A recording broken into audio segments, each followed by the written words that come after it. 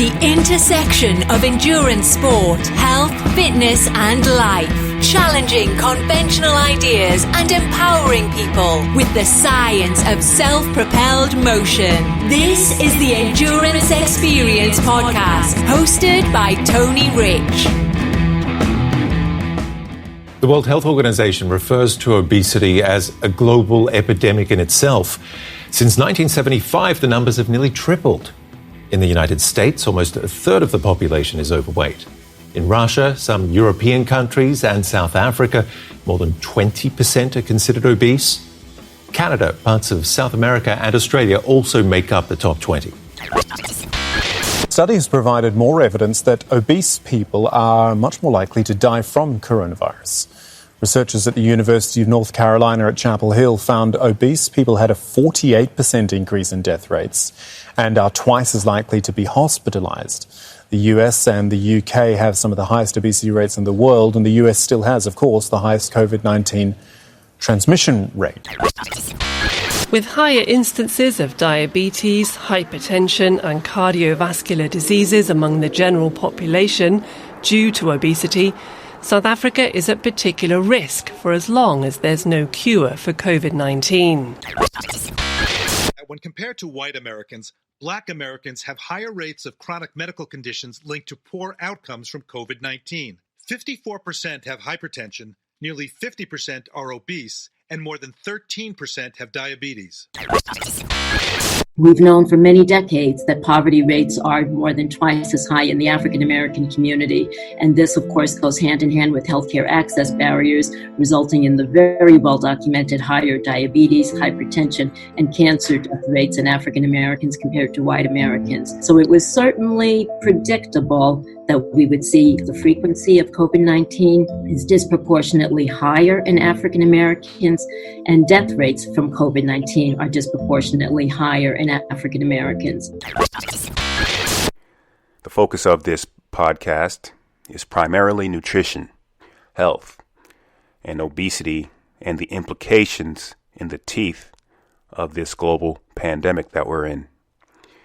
And as you've heard in those global news selections in the beginning, this is a very complicated issue to unpack. I wanted to have a conversation with an expert best positioned to give a science and evidence-based explanation of the relevant issues so that our listeners can understand the complexities. My guest for this podcast certainly did not disappoint. She is Dr. Michelle Cardel. She is an obesity and nutrition scientist, a registered dietitian, and associate professor in the Department of Health Outcomes and Biomedical Informatics at the University of Florida. She received her bachelor's degree in biology from Florida State University, and she was awarded a master's degree in clinical nutrition and a doctorate degree in nutrition sciences from the University of Alabama at Birmingham. She went on to complete her dietetic internship at UAB and the Alaskan Native Medical Center in Anchorage, Alaska. Her research is focused on understanding factors that contribute to the development of obesity and implementing treatment programs for obesity in underserved populations. Her specialties include nutrition, obesity, weight management, pediatric obesity, psychosocial factors contributing to obesity, and health disparities. As a Latina woman and scientist, she's very passionate about her work relating to nutrition and underserved populations, as well as diversity in the field of STEM, and particularly increasing underrepresented populations in STEM, or science, technology, engineering, and math. She's been recognized with awards in these areas, too numerous to review. I invite you to read her impressive bio in the show notes. So we spend the lion's share of the time talking about nutrition, obesity, and my goal was to try to discuss the science of the risk factors borne by clinical obesity and how science looks at and understands the mechanisms, if possible, of excess adiposity. I also get Dr. Cardel's perspective on a certain obesity counter-narrative coming from certain groups who would purport the idea of health at any size, or populations of clinically obese people can still be healthy on average over time. And she gives a very important response to that narrative. We talk about what we know and what's developing about obesity and risk factors related to COVID-19. Is science any closer to understanding the relationship between obesity, hospitalization rates, and fatalities? And we talk about the issues of race and how the communities, particularly our communities, both of our communities, the Latino and Black communities, disproportionate impact to the effects of COVID-19. And that's the lion's share of our conversation. And I pivot to talk about a little bit of nutrition and the nutrition practices of fitness enthusiasts, and whether or not so-called cleanses and detoxes have any validity, or what I call alternative nutrition concepts. We touch a little bit on supplements and dieting approaches. And then we finish up talking about disparities and the underrepresentation of women in science, technology, engineering, and math, and a lot of the work that Dr. Cardel has done to shed light on those issues. This was a very important and timely conversation, and I hope you get something out of it. So without further delay, I give you Dr. Michelle Cardel.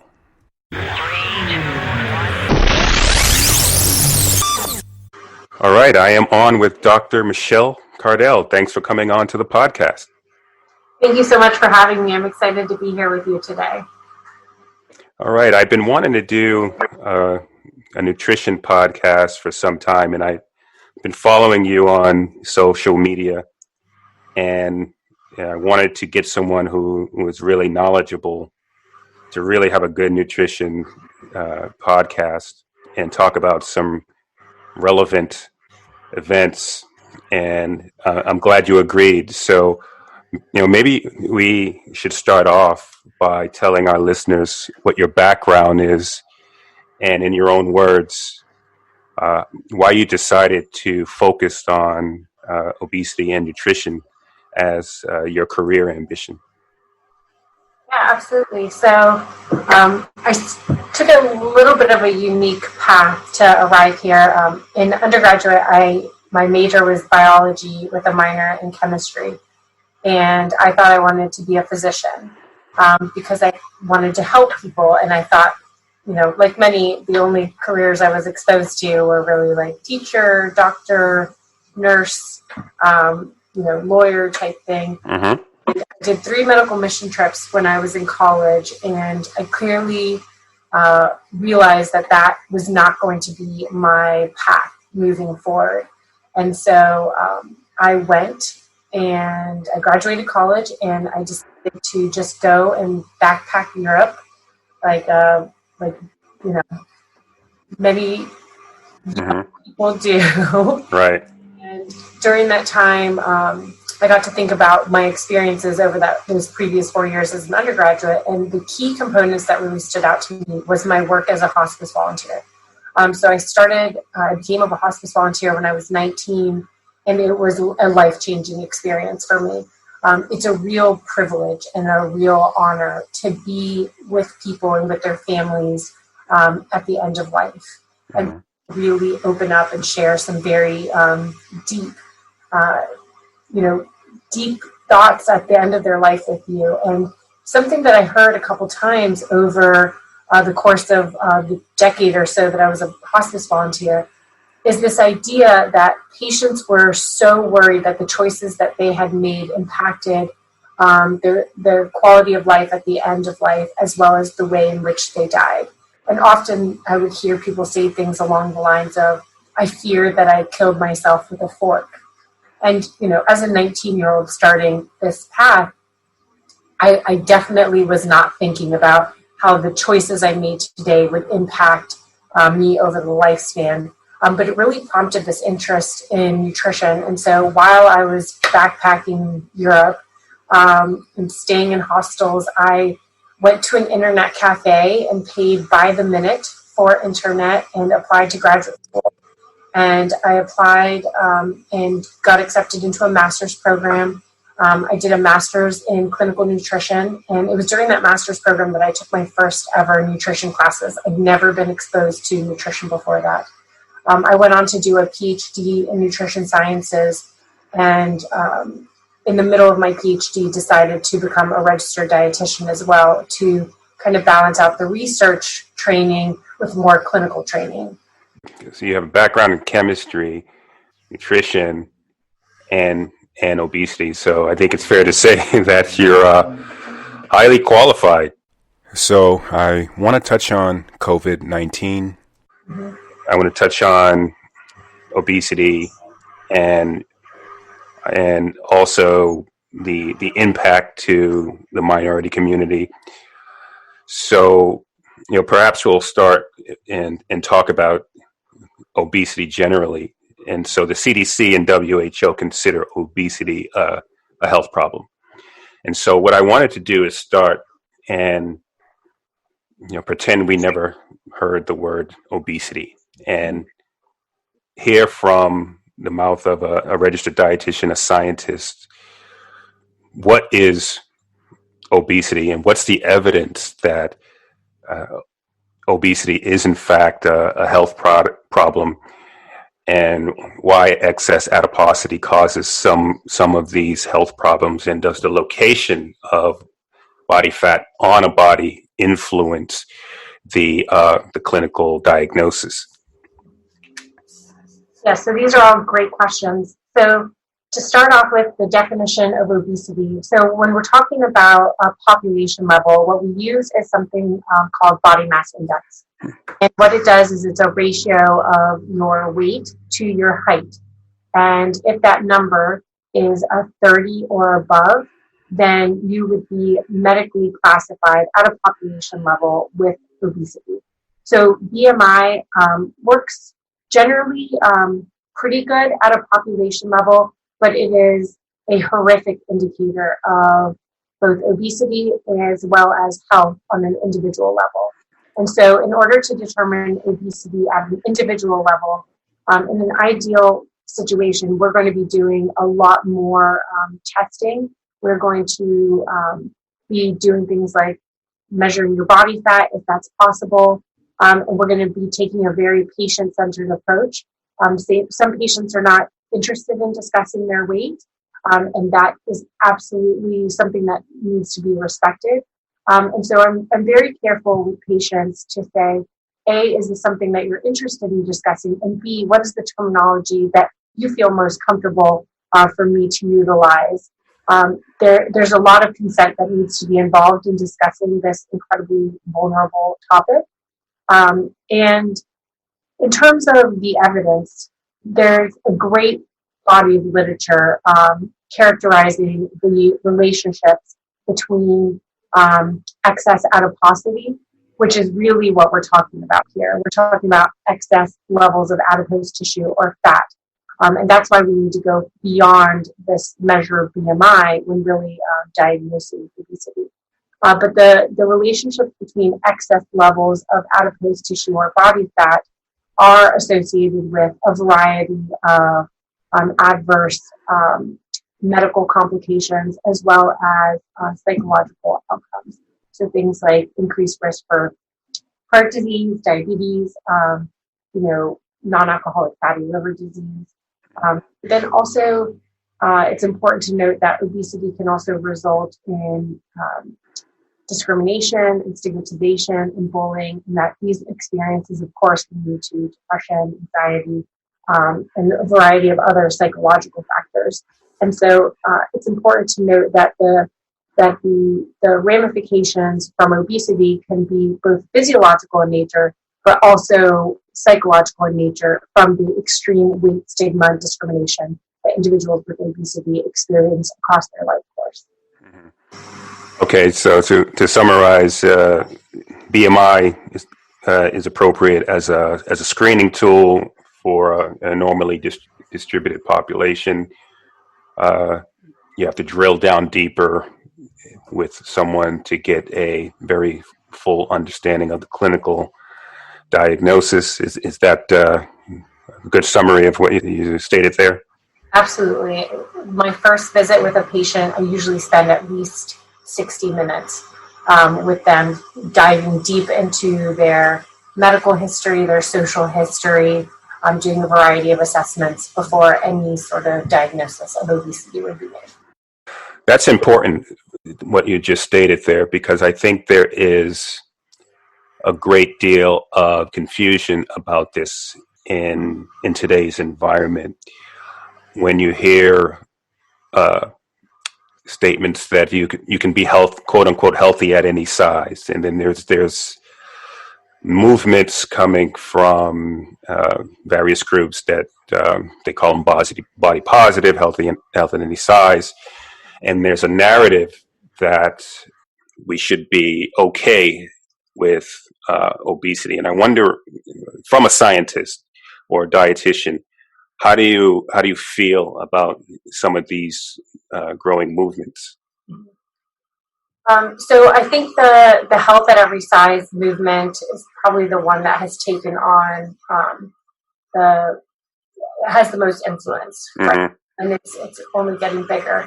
And I would say that I agree with the majority of the components that come out of the health at every size movement, focused on the significant problem of weight stigma and discrimination.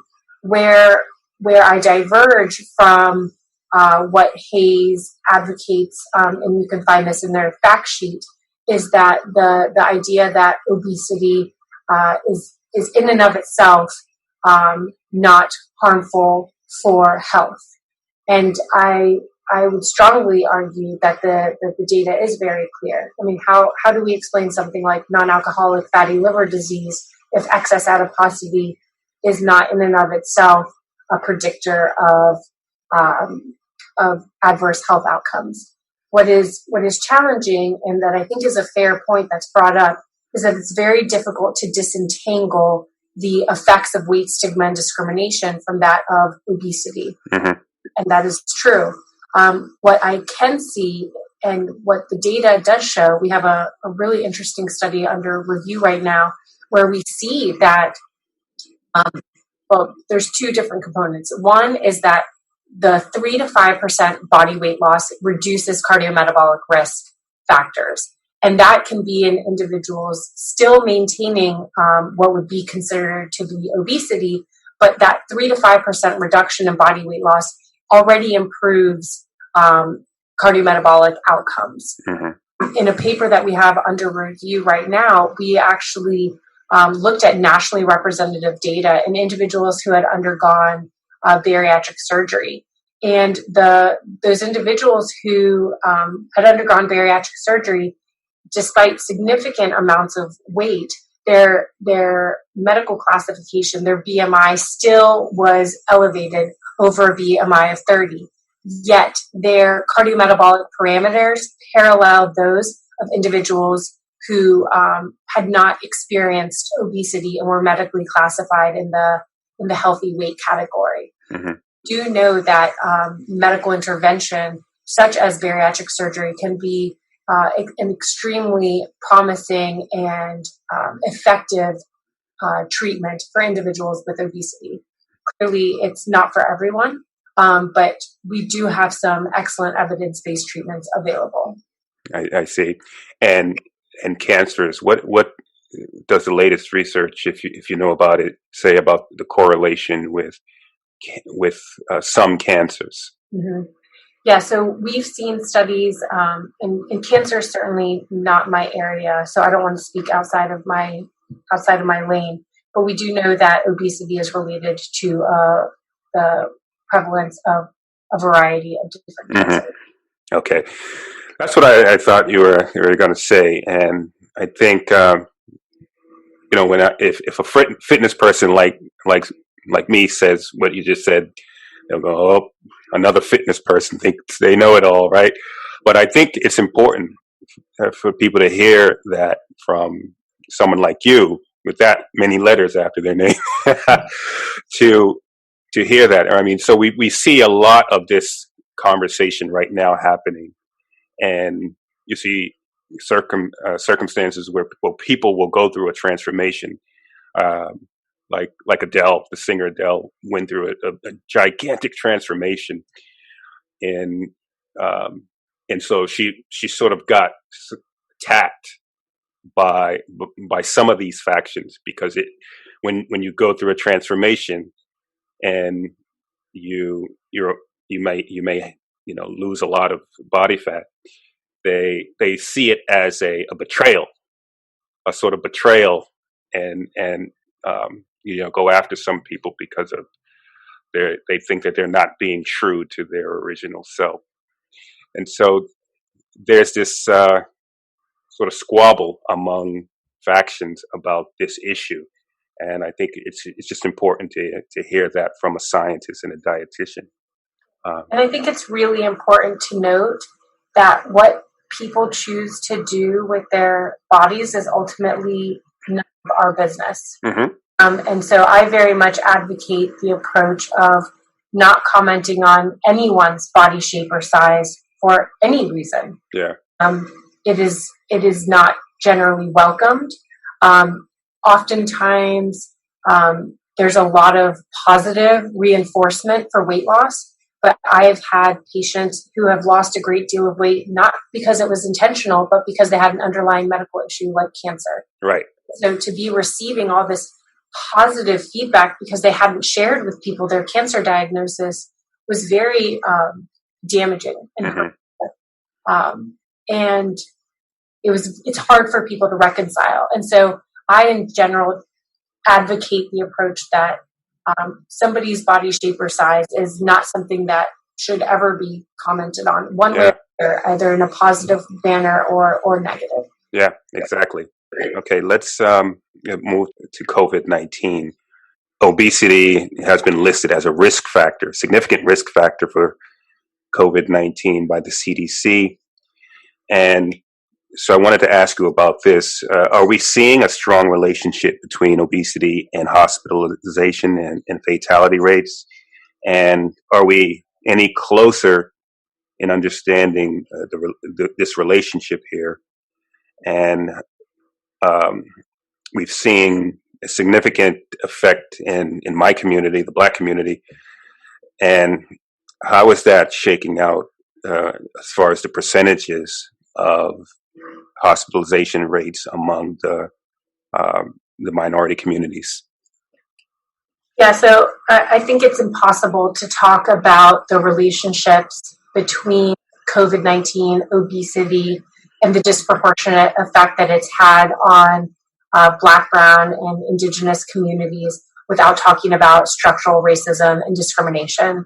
We know that there are very real barriers in place. I recently read Isabel Wilkerson's book, Caste, and my understanding is that she wrote that book prior to COVID. Incredible how relevant this work is into understanding how we got to where we are.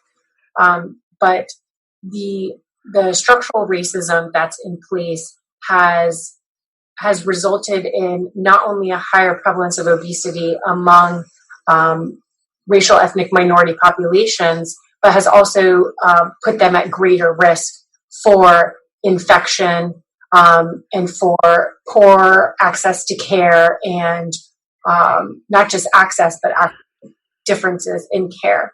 And so I think that that's a key component. Racial ethnic minorities are more likely to be essential workers.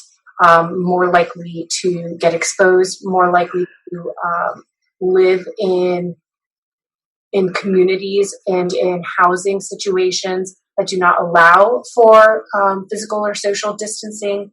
And so I think it's very important to be focused on the policies and structures in place that have led to this, much more so than any sort of individual focus or particular blame.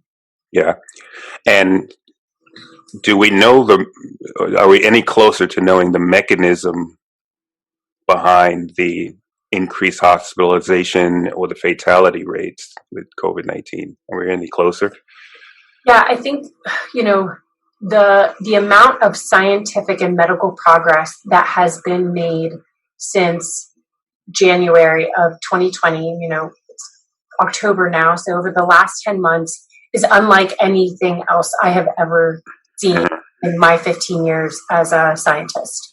I feel like the world has come together, the medical and scientific community has come together to advance our understanding of the treatment of COVID-19 and what are the risk factors for it. My brother's an emergency medicine doctor, and the advances that they've made in treatment have been phenomenal. So every day we're learning a little bit more, but we still have a long way to go to really fully be able to characterize what is it that's driving this increased,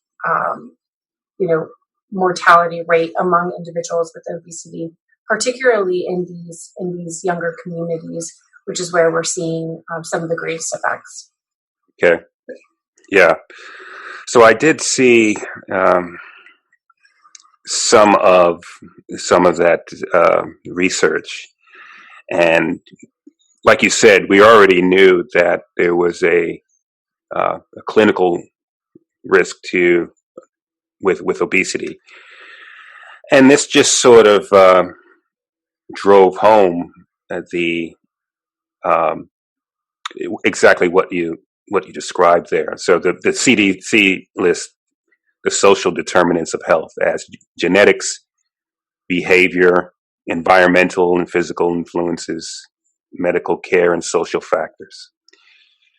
And so I'm wondering, with your experience as a dietitian and scientist, do you have a perspective on how to implement policy so that we could solve this problem? And what are the factors that are needed in a total solution? Yes, so there's many people certainly much more qualified than me to talk about the policies that should be implemented to address the issues of systemic racism, discrimination, and other social factors that lead to these social determinants of health.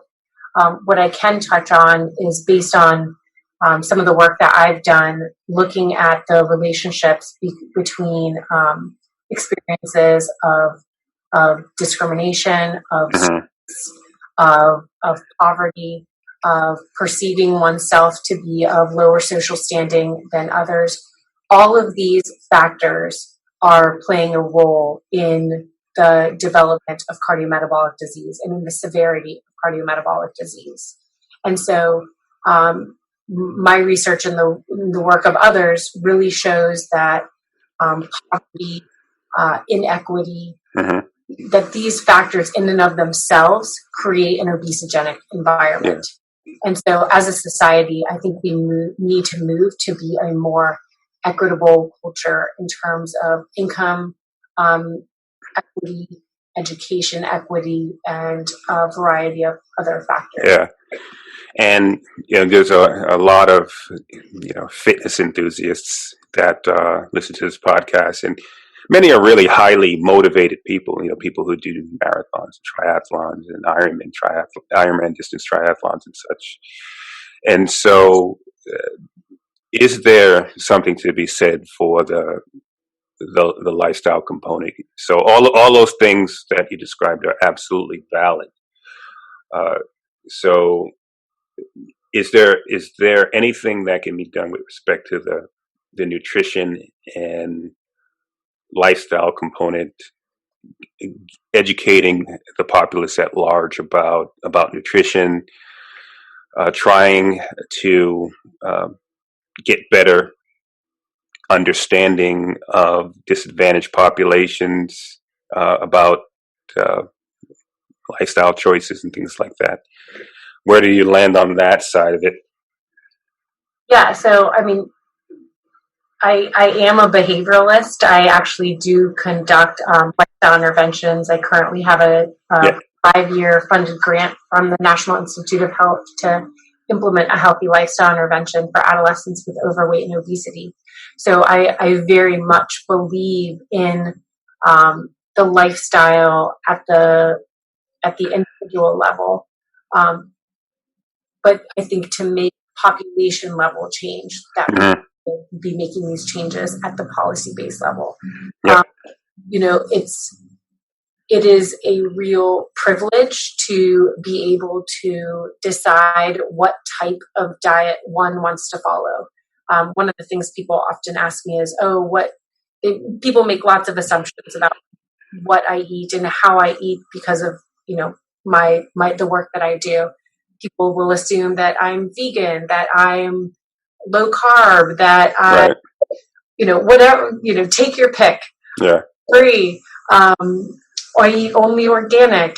And the reality is that I'm in a very privileged position where I could eat any of those ways.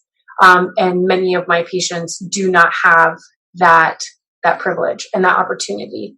And so from my experience, the issue of what we've seen in the data, the increased prevalence of obesity over the last 50 years, people often want to limit it down to a knowledge deficit. Yeah. When we simply,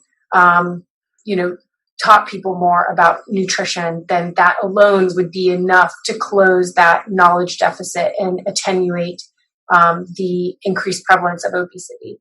And what I have seen in my own practice, but also in the scientific literature, is that the knowledge gap is not the driving force of these increases in obesity prevalence. The food environment in which we live, the obesogenic environment in which we have, 24/7 access to highly palatable, low cost, very energy, like high calorie, delicious food. The way it's marketed particularly to low income communities, the way it's marketed to children, all of these things play a role in the development of obesity. And that's what makes obesity such a challenging disease to study, because it's multifactorial and it's so complex, and it doesn't present the way in any two patients. Yeah, everything you're saying there is true. Coming up, I can only speak from experience. I definitely saw exactly what you described. I mean, so when you grow up in the inner city and you realize that quote unquote healthy food is so expensive, and it's so easy to go get fast food when you're working multiple jobs and you're just trying to feed your family. That fast food is readily available. So I definitely saw that, and I see it from I've seen it from the other side too. I've seen behaviors about activity and health, where just this sort of an adverse reaction towards activity. I've seen that. So if a total solution is out there, it almost certainly would be a multifactorial solution to the problem. Absolutely. You talked about nutrition, so I wanted to pivot to this because you touched on a little bit of it. Fad diets, supplements, and I see this a lot in the endurance enthusiast community, of the fitness enthusiast community.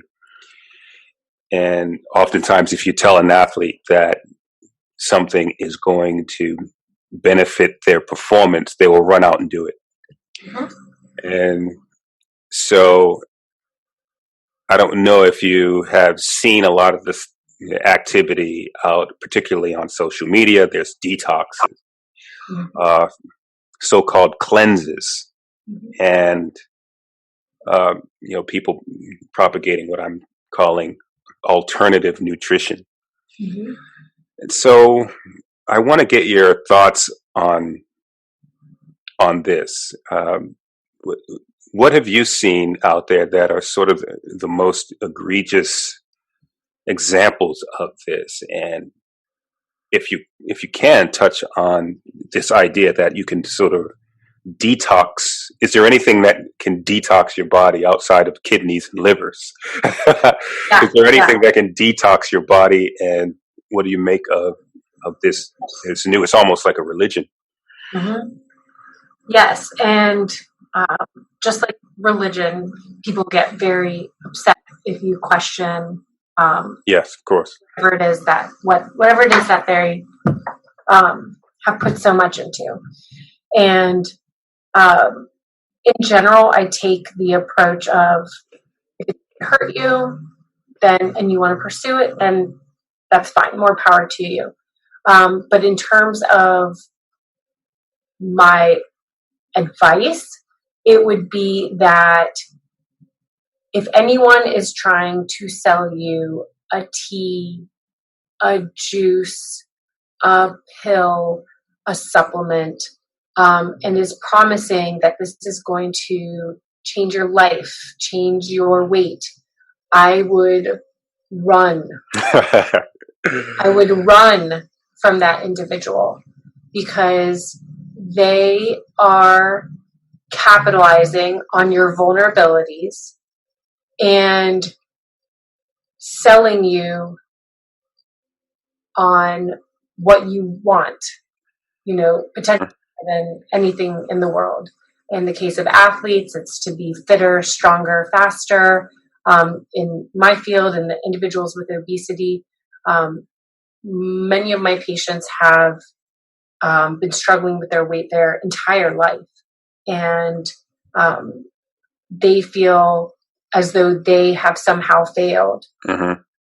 They have often tried any and all of these things, hoping that one of these things will be the magic cure. But none of these things, unless it's being prescribed by your physician and it is an evidence-based treatment, that's a totally different ballgame. But anything that is a supplement, supplements are not regulated by the FDA. People often don't realize that supplements can say that they have 100 times the needed daily value of this particular vitamin, and it may have 10% of that. Have 1,000 times what it says on the bottle. And so if somebody is set on purchasing supplements, the only supplements I recommend are the ones that have been tested by an independent consumer-based company. So something like the USP label can indicate to you that independent consumer-based company has come in and tested that what this supplement company claims is in there is actually in there. B, the second component is that your body's actually going to be able to metabolize that supplement, and that it's not just going to sit into your stomach and turn into either expensive urine or expensive stool. Right. Yeah, exactly. And so is there anything that you can ingest that can detox you? Your kidneys and your livers do that. They do a phenomenal job of detoxing. And what people, whenever I see these things, I'm always curious as to what is it exactly that they're trying to detox. And they usually say something along the lines of like dangerous chemicals and yeah, there's never any sort of like clear toxins. Yes, those darn dangerous toxins. So it's interesting. Yeah, it's a religion. It's like religion,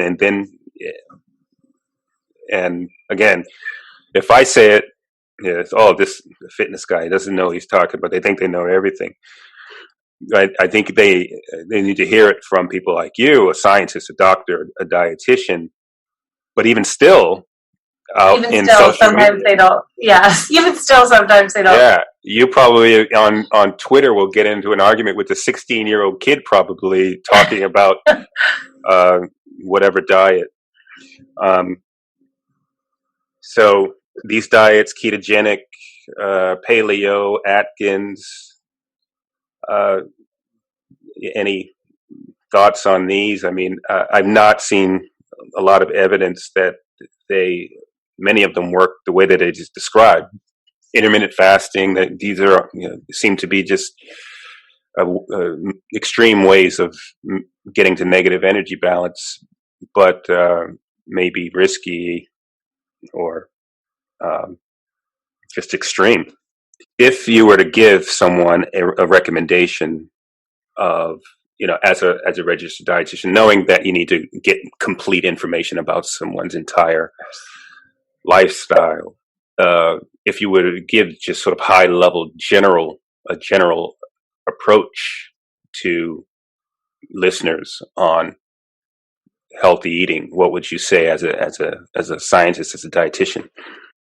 So the studies are pretty clear that it's less about what you eat in terms of macronutrient composition, of what % of your diet comes from carbs or fat, and much more about compliance. So ultimately, compliance reigns queen in diet wars.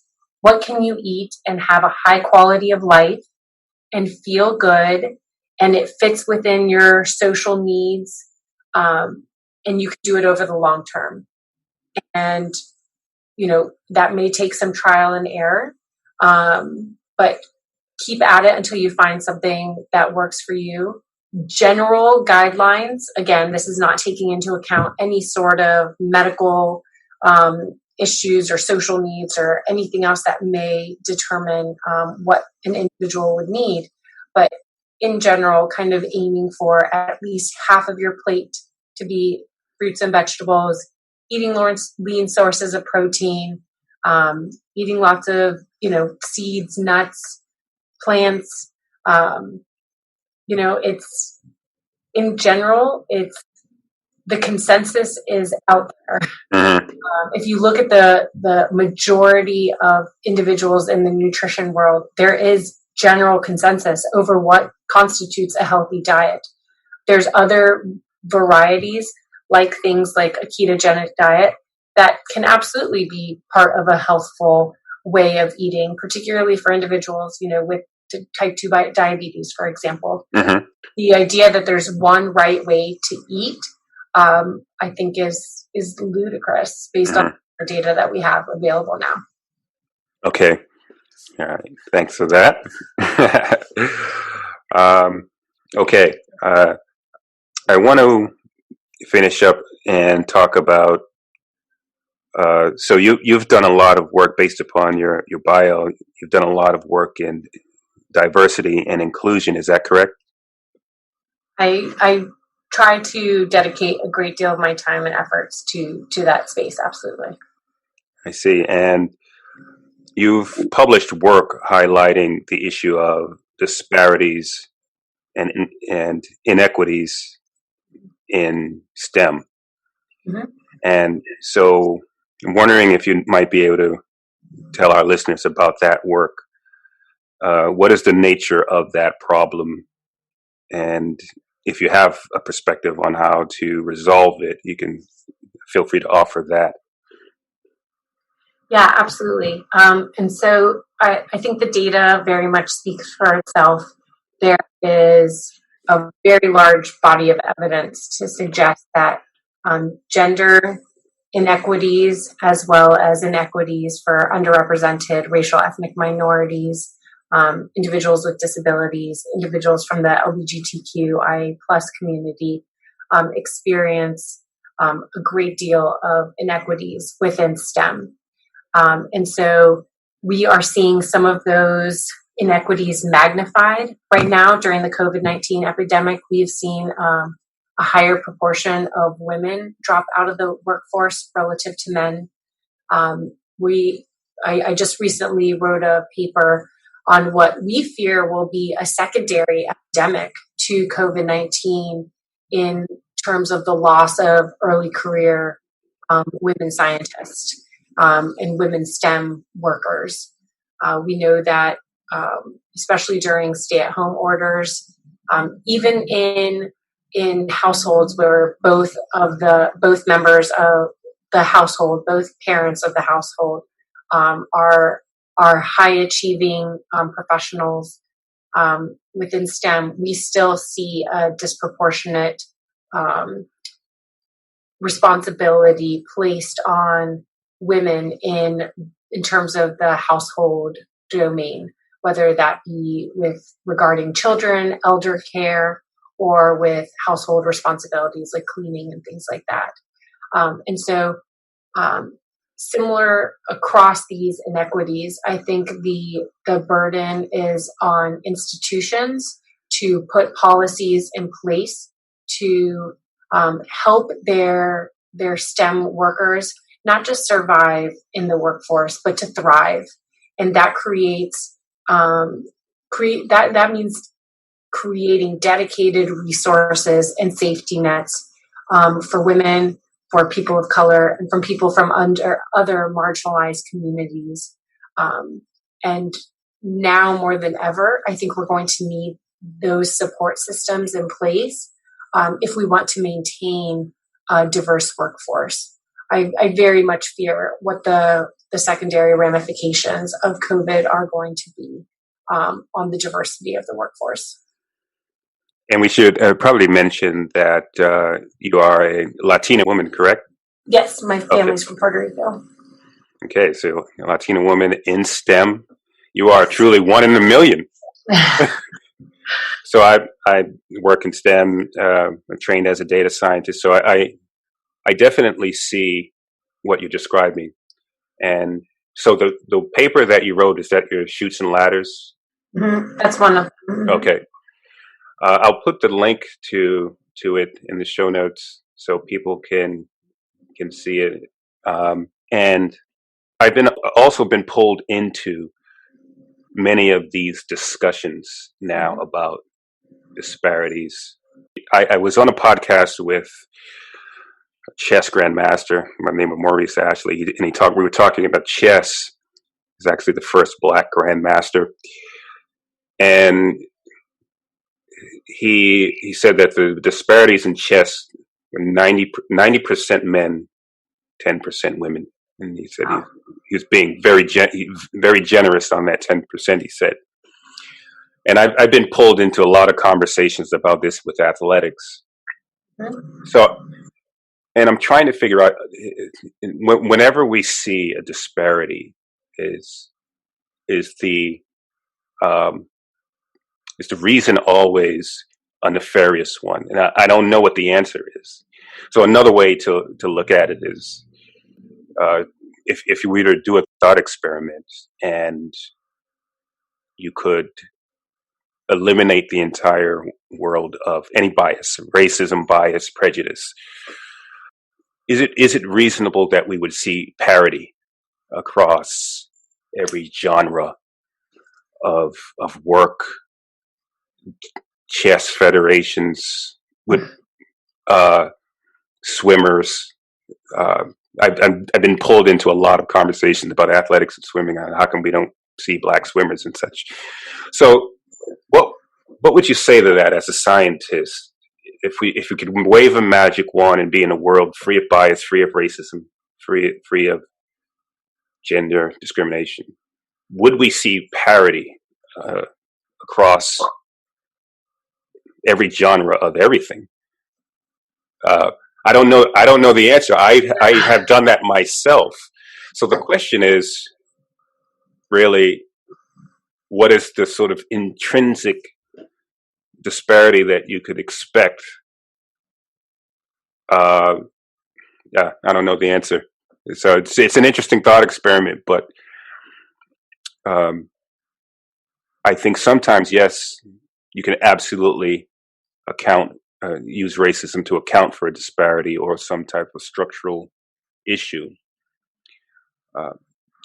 Sometimes it may just be the case that there's a disparity for another reason. I don't know what those reasons are, but any thoughts, any perspective there?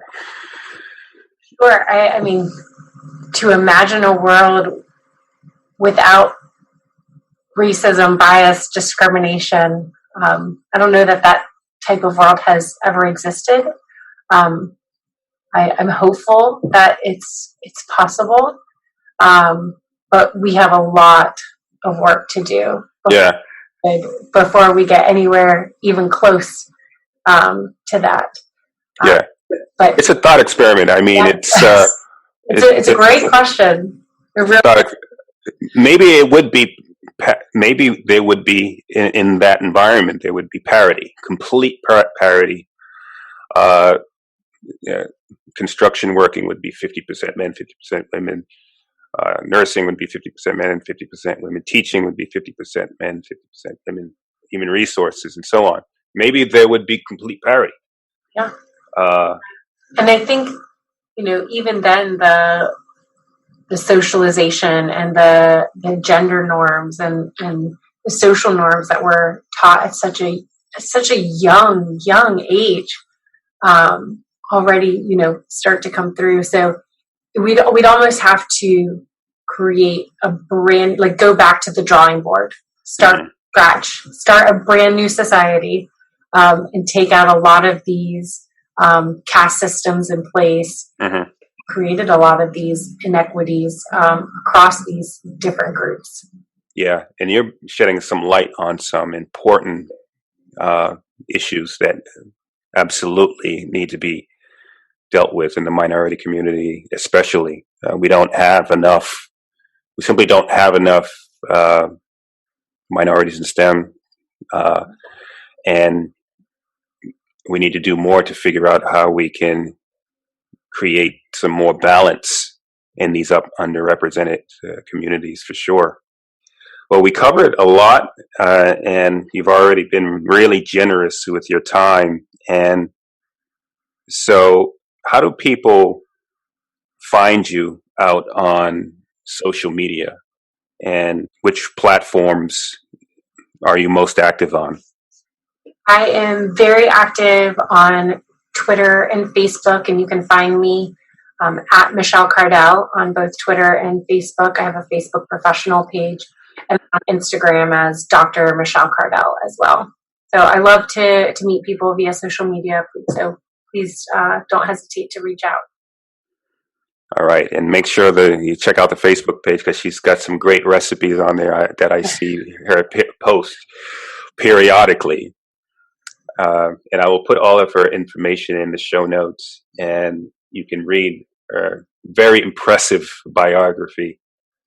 One of the most impressive biographies I've ever seen in the nutrition, and it's pretty amazing. And all the work that you're doing with diversity and inclusion is absolutely amazing. So I thank you for taking the time to have this conversation. Thank you, Tony, for all the wonderful work that you're doing. I really appreciate being invited on the show. Thanks again to Dr. Michelle Cardel. All of the links to her work are in the show notes. Also, I'm going to ask that everyone go out and follow her on Facebook and Twitter. The links to her social media platforms are also in the show notes. And you need to run there right now, and click follow. I guarantee you'll be glad you did. I felt very proud and honored to speak with her. She is truly an amazing individual, and she has a confluence of expertise and a presence that leads me to believe she's going to be a very big influencer with respect to all of the issues that she is shedding light on and talked about on the podcast. So mark my words. So as you know, I always do a quick little afterword on the podcast on the concept of obesity. I think Dr. Cardel effectively conveyed the seriousness of clinical obesity. I feel it's incredibly important for people with her expertise to say, yes, in fact, there is a confluence of empirical evidence of the risks borne by clinical obesity or excess adiposity. That's obvious in the fact that she has dedicated her entire life to helping with this global problem. But you'd be surprised how many professionals have been essentially strong-armed into remaining silent. They sometimes see this as a sort of third-rail conversation or the crossfire among factions represents too much of a liability, or they themselves have bought into a counter-narrative. And we absolutely have to have an unwavering commitment to the facts and the science, regardless of how inconvenient they are. On the podcast, we previously talked about confirmation bias, which is the tendency for someone to buy into a certain narrative and then seek out only evidence that they think agrees with that narrative and reject all of the mountains of evidence that demonstrate that that narrative is false. And we see these forms of confirmation bias play out with people, and no one is immune to confirmation bias, regardless of one's political leanings. I've seen this on the left and on the right. As an example, as we talked about in the podcast, so those that would decree by fiat that humans can be clinically obese and not be at risk on average and still be healthy on average. So this is an example, in my opinion, of confirmation bias. And is this any different than telling people you don't have to wear a mask in a pandemic? I would argue that this would be as problematic. So we have to have an unwavering commitment to the facts, regardless of how inconvenient. And I think Dr. Cardel is one of the impressive professionals that are standing up for science and evidence-based teachings. I have also in my notes that people are too often getting wrapped around the axle arguing about BMI. Anyone who knows anything about data understands heuristics, which is what BMI is. It's a heuristic designed as a screening approach to draw broad conclusions about a normally distributed population. And as Dr. Cardel said, BMI is an appropriate screening approach for a normally distributed population. So all of these examples about, well, what about LeBron James? The BMI would say he's obese. Well, isn't that just too easy? LeBron James, a guy that's almost 7 feet tall, he wouldn't be considered a part of a normally distributed population of humans. And so screens are really just introductory. And as Dr. Cardel said, there's much more that goes on. Doctors will ask so many questions, run so many tests, run so many panels, and we leave it to the doctors to render clinical diagnoses. Dr. Cardel spoke very passionately about the social determinants of health and health inequities in underserved populations. And I agree 100%. As you know, we had a podcast with Dr. Corey A. Baer, And he also spoke about this, and we devoted quite a bit of time to that topic on that podcast. And so I've dedicated now 3 full podcasts on this topic with Corey Hebert, Michelle Cardel, and if you remember, in the first season we talked to Stephan Guyenet. And they all had very similar comments and testimony about health, nutrition, obesity, inequities, and so on. And so what I would like to see at some point is what's going to be the solution. And I know many of these experts that we talk to, they're not policymakers. But I want to know what is going to be that multifactorial solution that we need to put forth. Because my fear is this continues to get kicked down the road, a can that keeps getting kicked down the street. And, people say, well, first step, solve racism. And then the can gets kicked down the road. I can tell you from experience, having many years of working in STEM, that there is absolutely asymmetry in the working environment in STEM with women, with minorities. And it's not just getting in to STEM fields. Even after you get in, there's all sorts of issues like unconscious bias, issues where people will take credit for your work or discredit your work, but then take it and then get credit for work that you previously had already brought forth and was previously discredited. Things like that. People not acknowledging the work that you do, glass ceilings, slippery walls, all of it.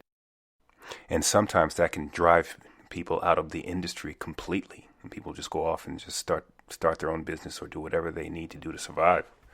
For many years and decades working, I didn't put a picture on LinkedIn for many of these reasons that I've described, right? So, I figured I could go to a job interview and show up and then win them with my communication abilities and my experience.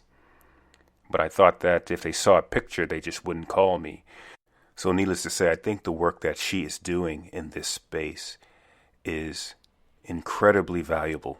As I mentioned in the conversation in this podcast, I have been brought into a number of different conversations about disparities, particularly in athletics. And there's been an increased call for this ever since the spring. And I've been asked to speak on some panels and get involved in discussion in some of my coaching communities. So, for instance, some of the questions have been, why don't we see more black swimmers, for instance? And what can we do about it? How come we don't see more black athletes in X sport, and what can we do about it? So this recently has caused me to reflect on the question of disparities generally, but particularly in the space of athletics. And so I suspect that these are also multifactorial, right? And but the question is, do we always move to assign a coefficient to the most nefarious factor? And that's what I'm mulling over, and that was the reason for my question about disparities and the thought experiment that I've thought about myself, right? In the absence of bias, would we still see disparities? I don't know the answer to that question, but perhaps there's some non-nefarious reasons, like cultural preferences, just to name one. And that's an honest question. And regardless, I think we need to continue to have open dialogue, and people need to be free to come to the table with their honest questions and all parties would need to come to the table from an emotionally detached perspective, so we can have that dialogue and understand the nature of problems and even potentially pose some solutions. And that's what we do here on the Endurance Experience podcast, and so hopefully we'll continue to have more discussions like the one we had today. Thanks again for listening. Follow Event Horizon Endurance Sport on Facebook, Instagram and Twitter for training programs and services. To become a member of our Endurance Institute or for a complete archive of podcasts, log on to our website, eventhorizon.tv.